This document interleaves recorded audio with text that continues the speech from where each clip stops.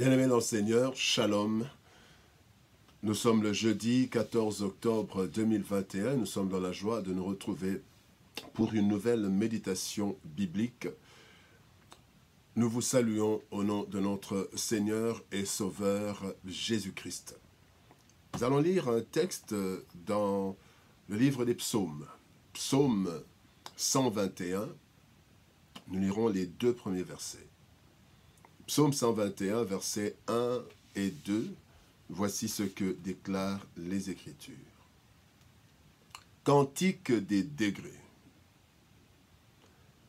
Je lève mes yeux vers les montagnes. D'où me viendra le secours? Le secours me vient de l'Éternel qui a fait les cieux et la terre. Le secours infaillible.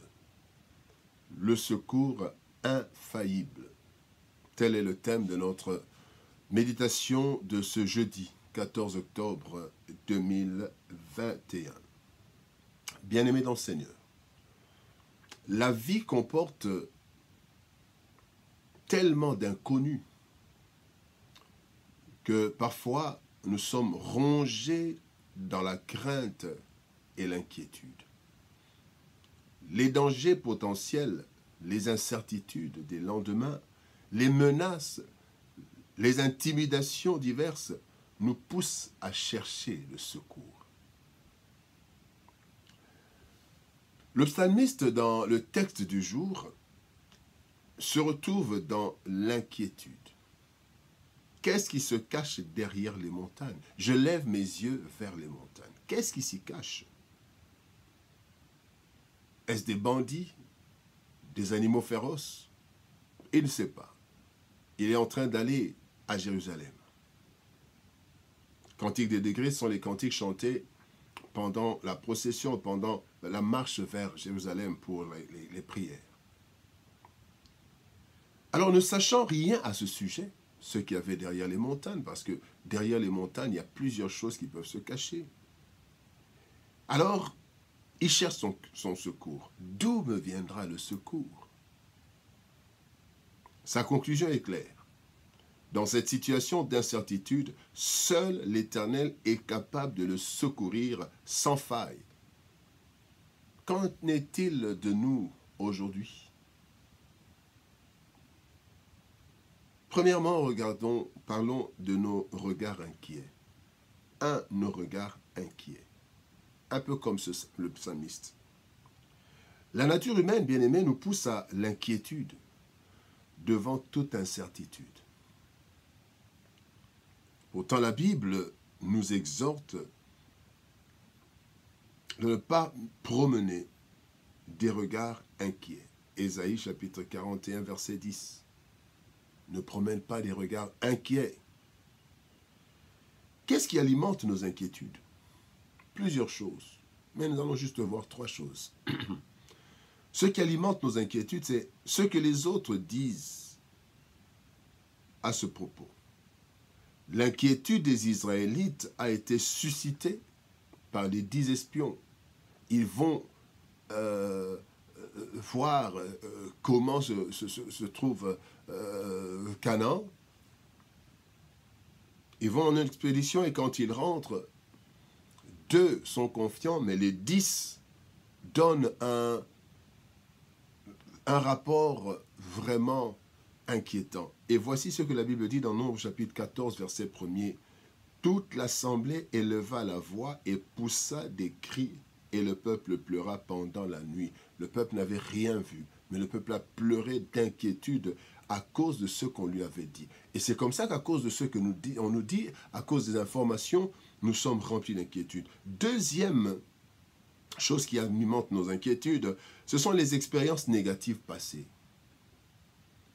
Dans Luc chapitre 5, verset 5, Jésus-Christ demande à Simon d'aller et de jeter son filet à la pêche. Simon lui répondit, « Maître, nous avons travaillé toute la nuit sans rien prendre, mais sur ta parole je jetterai le filet. » Et bien, et quand nous avons travaillé toute la nuit sans rien prendre, quand nous avons échoué plusieurs fois dans le passé, eh bien, devant une certaine situation, il y a de l'inquiétude. Ce qui alimente nos inquiétudes, ce sont aussi les réalités vécues. Juge 6,13, Gédéon dit à Dieu, « Ah, mon Seigneur, si l'Éternel était avec nous, pourquoi toutes ces choses nous sont-elles arrivées?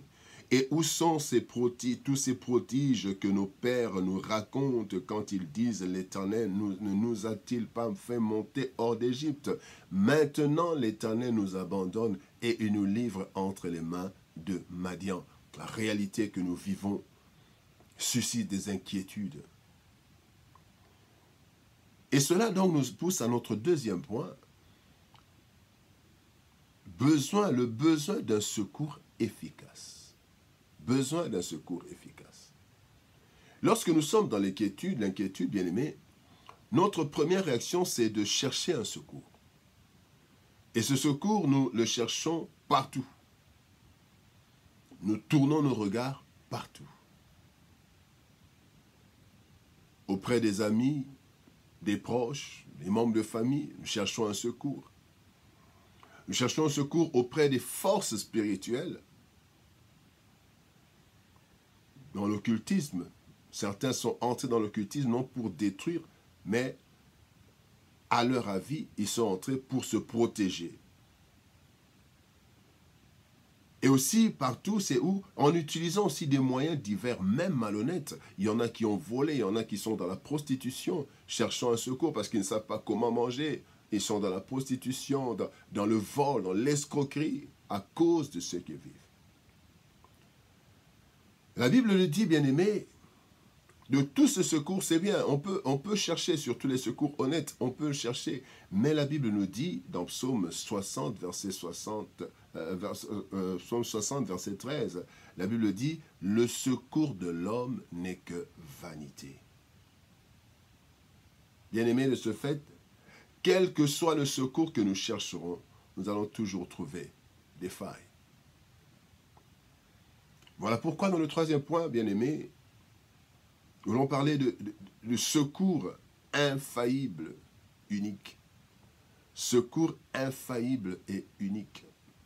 Notre Seigneur est le secours infaillible.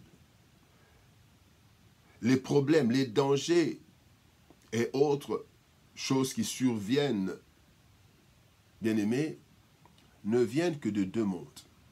Le monde spirituel et le monde physique, matériel, invisible ou visible. Voilà pourquoi le psalmiste dit, quand il dit d'où viendra le secours, le psalmiste dit, le secours me viendra de l'Éternel. Pourquoi? Parce que c'est lui qui a fait le ciel et la terre. C'est lui qui contrôle le physique et le spirituel. Le secours infaillible, bien-aimé, est celui du Seigneur, qui non seulement a créé les cieux et la terre, mais aussi qui contrôle tout et qui détient tous les pouvoirs. Le Seigneur Jésus-Christ, dans Matthieu, chapitre 28, verset 18, dit ceci. Il est dit, Jésus s'étant approché, leur parla ainsi. Tout pouvoir m'a été donné dans le ciel et sur la terre. C'est ainsi que le secours de l'Éternel est infaillible du fait que Christ a tout pouvoir, et cela en tout lieu. En tout lieu, Christ a ce pouvoir. Il peut nous secourir en tout lieu et en tout temps. Les disciples bien-aimés ont vécu ce secours du Christ. Dans l'épisode de la barque, la traversée du lac, il est dit, s'étant réveillé, Jésus menaça le vent et dit à la mer, « Silence, tais-toi !» Et le vent cessa, et il y eut un grand calme. Puis il leur dit, « Pourquoi avez-vous ainsi peur? Comment n'avez-vous point de foi ?» Ils furent saisis d'une grande frayeur et ils se dirent les uns aux autres, « Quel est donc celui-ci à qui obéissent même le vent et la mer ?»